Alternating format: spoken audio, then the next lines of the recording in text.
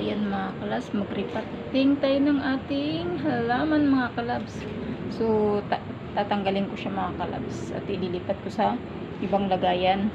Kasi ilalagay natin dito ang ating isa pang rubber plant. So, ito ilalagay natin siya doon mga kalabs. At malaki na rin kasi siya. So, ayan. Ililipat na rin natin siya. Puputulin natin siya dito. So, katulad nitong isa. Yung ginawa nating para may partner po siya mga kalabs. So, ayan. Gawa natin siya ng partner. So, dito natin siya ilalagay sa isang paso na katulad nun. Para parehas ang size nila. O, diba? Lilipat natin mga kalabs. Ito, ang dami niyang supling mga kalabs eh. So, ito siguro may edad na kaya nagkaganito. So, yan, nilipat natin siya sa ibang paso. So, yan. So, ayan. Tatanggal tayo na maganda. Ito, nilipat natin siya sa paso. Kasi maganda siya. So, ito, yan na.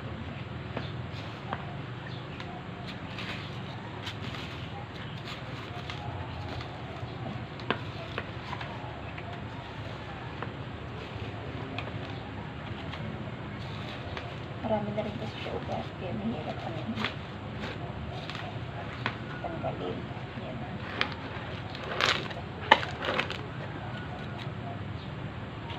Mag-repotting day tayo habang maganda ang panahon, di mainit. Maganda mag-repotting pagka maulan. Kasi maaraw.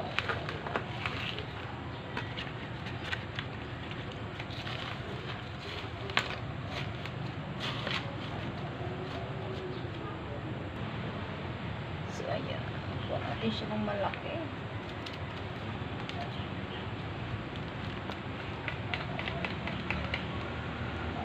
Masisave pa rin naman natin yan.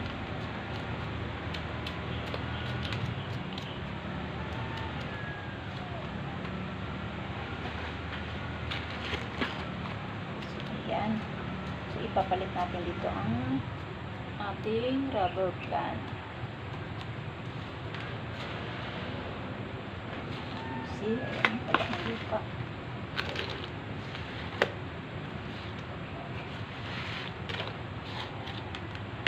So, may kasama na yung ating isang rubber plant mga kalabs. Ayan. Putulin natin yung isang rubber plant natin. So, ayan, putulin natin siya dito. Kasi malaki na siya. At so, ayan mga kalabs, naputol na natin ang ating rubber plant. So, ilalagay na natin siya, itatanim na natin siya mga kalabs. Laki na oh. So, ayan. O, naggagatas-gatas pa siya mga kalabs. So, ayan.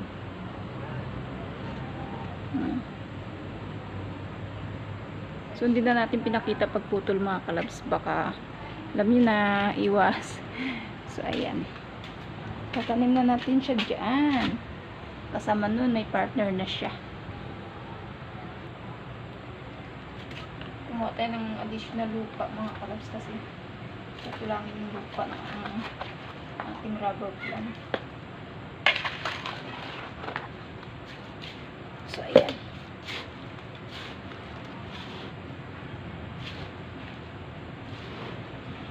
Ito na bukas sa gitna.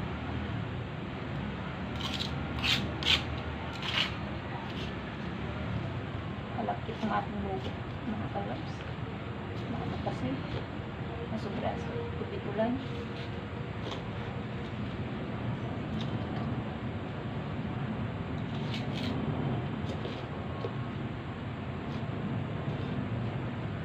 So, kailangan ito malalim para maganda ang tubo ng ating rubber plant.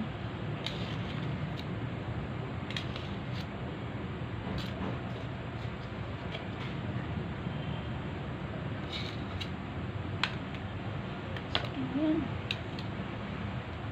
Ito ang ating rubber plant. So, ayan. Sayang yung ibang dahon. Matatabunan. Hindi ko na siya tinanggal. Kasi sayang. Baliko siya mga kalabs.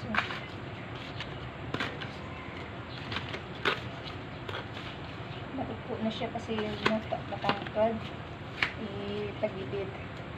So, ang solution po dyan, lagyan natin siya ng saklay ulit. Para mag-straight siya, para maging ganyan siya mga kalabs.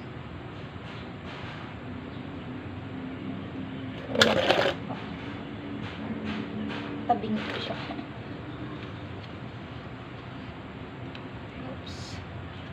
So, kailangan maging maayos ang ating tanim para ilang siya sa panibagong bahay niya.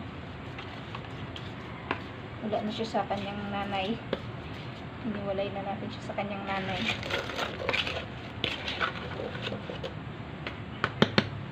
Nagdaga natin lupa mga kalabs. So, kumuha tayo ng lupa ang maganda mga kalabs. Hindi masyadong basa yan. Naghanap tayo ng maganda-gandang lupa. Isalin dito. Kasi putik ng lupa na andito eh. Putik na siya. Maganda mag-ano ngayon mga kalabs kasi maglipating ng halaman. Hindi siya mainit para hindi magbago yung kanyang kanyang timpla ba. Hindi siya mainitan. Kaya feeling niya nasa ano pa rin siya. Nasa dating bahay niya pa rin siya.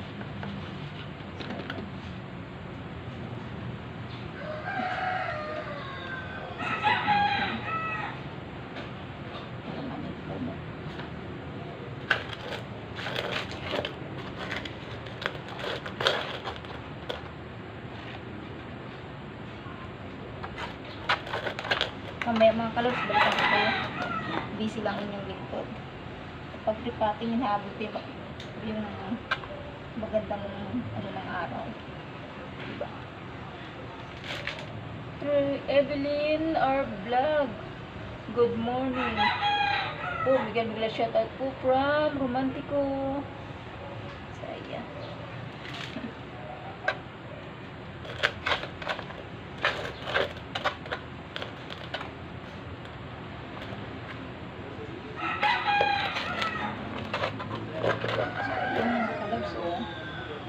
Ganda niya na. Diba? So, ayan mga kalabs. So, tagilid siya mga kalabs. Kita niya. So, gagawa natin ng paraan yan para hindi siya tumagilid. So, ayan. Dali lang yan mga kalabs.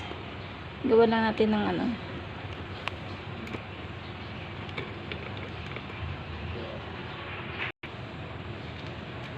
So, ito lang sikreto niya mga kalabs. Paano natin siya mapatayo. Ayan. Tuturo lang natin yan. Ayan.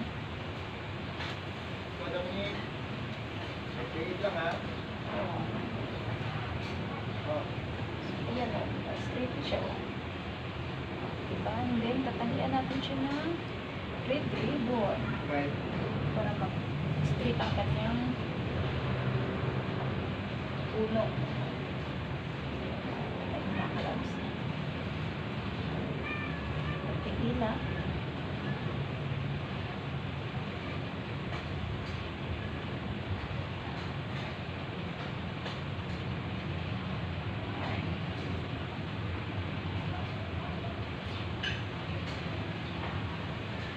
Diba? Straight ko siya mga kalabs. Ganun din kasi yung ginawa natin dun sa isa. Baliko din siya. Ngayon, pinalihan ko lang din siya ng ganito. Lagyan ko siya ng saklay. Para tutuwid siya. Diba? Ang ganda niya naman kalabs ko. Diba? Good morning. Hello po.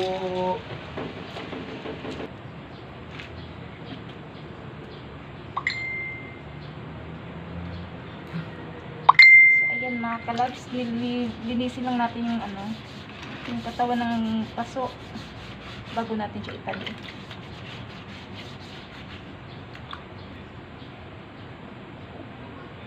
Nakamute pala ako. Thank you so much sa nagpalipad dyan. Nakalabs, nakalive kasi tayo. Naggawa tayo ng content sa bayod ng live. Ayan. So, linis-linis lang natin. Para, bago natin siya itabi, malinis na ang kanyang bahay. Ayan lang.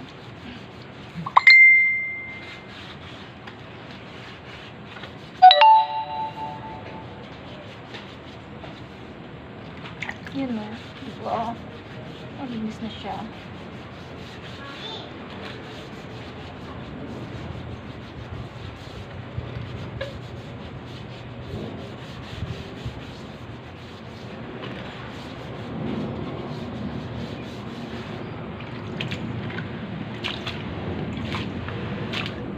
Ayan, mga kalabs, malinis na siya.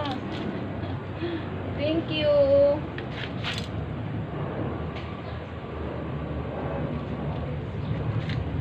Oh my God.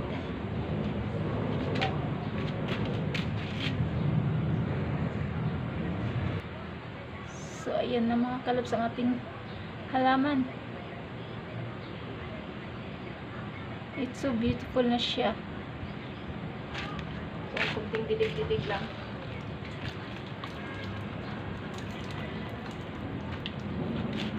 Ganda na siya mga kalabs. So, pati na itong isa. Pati paso nyo. Ang ganda ng paso nyo. Pwede na natin siya ilagay sa isang tabi na malinis at maganda. Di ba nakakatanggal ang stress mga kalabs pagka ganyan, di ba?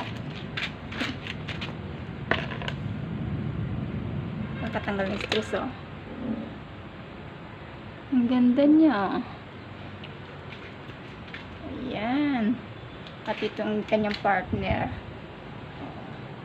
So, dalawa na sila. Hindi na siya malulungkot, may kasama na siya. So, ayan na mga kalabs. Tinabi na muna natin siya dyan kasi malakas yung hangin at medyo maaraw. Hindi muna natin siya paarawan mga kalabs. So, dyan muna siya. So, ayan. Ganda niya na may partner na siya mga kalabs. So, ito yung naunang gawa natin. Medyo buhay na siya. At ito ang panibago.